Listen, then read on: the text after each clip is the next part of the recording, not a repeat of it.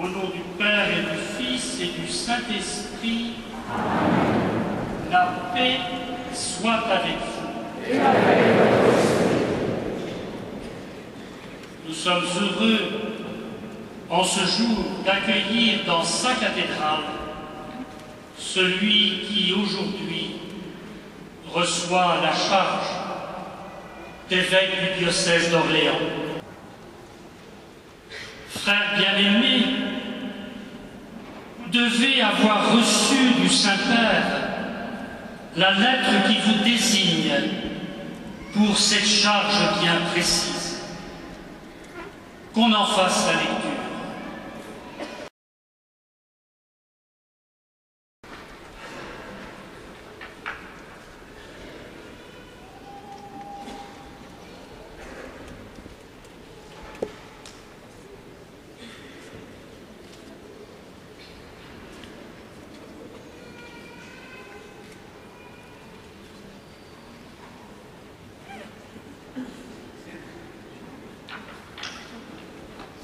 Moi, serviteur des serviteurs de Dieu, à notre vénérable frère Jacques Blacard, jusqu'ici évêque titulaire d'Ypres et auxiliaire de l'archidiocèse de Bordeaux,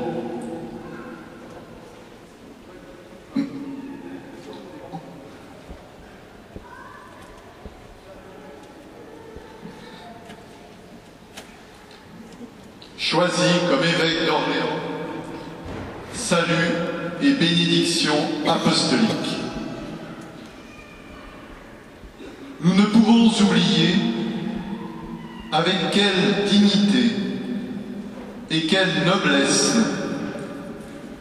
l'Église d'Orléans a perduré depuis les temps les plus anciens et a confessé à travers les siècles la foi chrétienne héritée de nos ancêtres.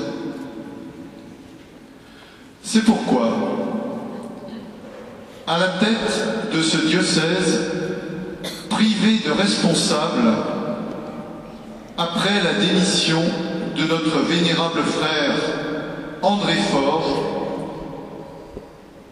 nous voulons placer aussitôt que possible un responsable de valeur. Et comme vénérable frère, il nous a semblé que tu possédais les qualités qui convenaient, eu égard aux fonctions que dans ta précédente charge d'auxiliaire de Bordeaux, tu as rempli dignement. Nous pensons bien faire en te confiant, cher fils, le gouvernement de la communauté du diocèse d'Orléans. Donc, après avoir entendu l'avis de la congrégation pour les évêques, en vertu de notre pouvoir apostolique, te libérant de ta charge de titulaire de l'Église d'Ypres et de ta charge précédente, nous te nommons et instituons évêque du diocèse d'Orléans, t'attribuant les droits et t'imposant les devoirs qui sont associés à ce mandat. Tu veilleras à informer de cette nomination le clergé et le peuple de ton diocèse. En attendant, vénérable frère,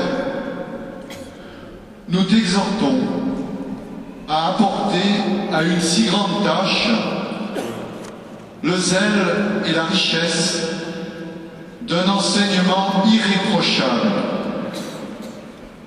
qui te permettront, avec l'intercession de Saint-Aignan, patron de l'Église d'Orléans, de nourrir et de soutenir efficacement, par la parole de Dieu et les sacrements du salut éternel, le peuple de cette communauté. Fait à Rome, au siège de Saint-Pierre, le 27 du mois de juillet, l'année 2010 du Seigneur, la 6e de notre pontificat. Benoît XVI.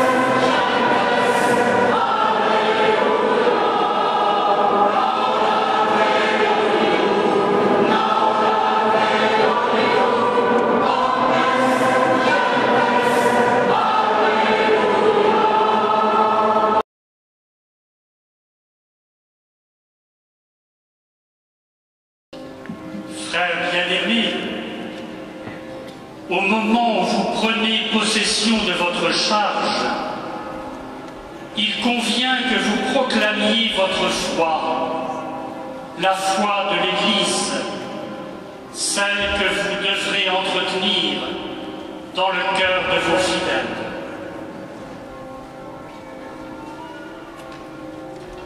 Moi, Jacques, conscient de mes limites, mais avec une foi inébranlable qui ne peut venir que de l'Esprit Saint, je crois et professe tout ce qui est contenu dans le symbole de la foi, dans son ensemble ou séparément, à savoir, je crois en un seul Dieu, le Père puissant, Créateur du ciel et de la terre, de l'univers visible et invisible. Je crois en un seul Seigneur, Jésus-Christ, le Fils unique de Dieu, né du Père avant tous les siècles. Il est Dieu, né de Dieu, lumière née de la lumière, vrai Dieu, né du vrai Dieu, engendré, non pas créé, de même nature que le Père, et par lui, tout a été fait. Pour nous les hommes, et pour notre salut, il descendit du ciel. Par l'Esprit Saint, il a pris chair de la Vierge Marie et s'est fait homme. Crucifié pour nous sous Ponce Pilate, il souffrit sa passion et fut mis au tombeau. Il ressuscita le 3e jour, conformément aux Écritures, et il monta au ciel. Il est assis à la droite du Père. Il reviendra dans la gloire, juger les vivants et les morts, et son règne n'aura pas de fin. Je crois en l'Esprit Saint, qui est Seigneur et qui donne la vie. Il procède du Père et du Fils. Avec le Père et le Fils, il reçoit même adoration et même gloire. Il a parlé par les prophètes. Je crois en l'Église, une, sainte, catholique et apostolique. Je reconnais un seul baptême pour le pardon des péchés. J'attends la résurrection des morts et la vie du monde à venir. Amen. Je crois aussi à tout ce qui est contenu ou transmis dans la parole de Dieu et à tout ce qui est proposé par l'Église pour être crus comme divinement révélés, que ce soit par un jugement solennel ou par un magistère ordinaire et universel. J'embrasse aussi fermement et retiens pour vrai tout ce qui concerne la doctrine de la foi ou la morale, et est proposé par cette même doctrine de foi définitive, tout particulièrement avec un respect religieux de la volonté et de l'intelligence. J'adhère aux doctrines énoncées par le Saint-Père ou par le Collège des évêques lorsqu'ils exercent le magistère authentique, même s'ils n'entendent pas les proclamer par un acte définitif.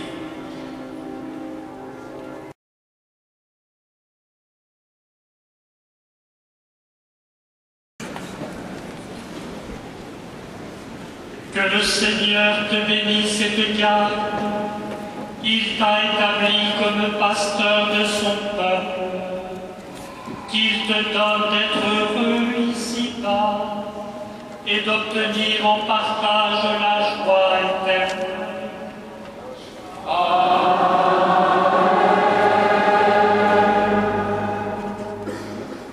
Au clergé et au peuple aujourd'hui rassemblés, que le Seigneur accorde d'être conduit longtemps et avec bonheur par sa grâce et ton ministère.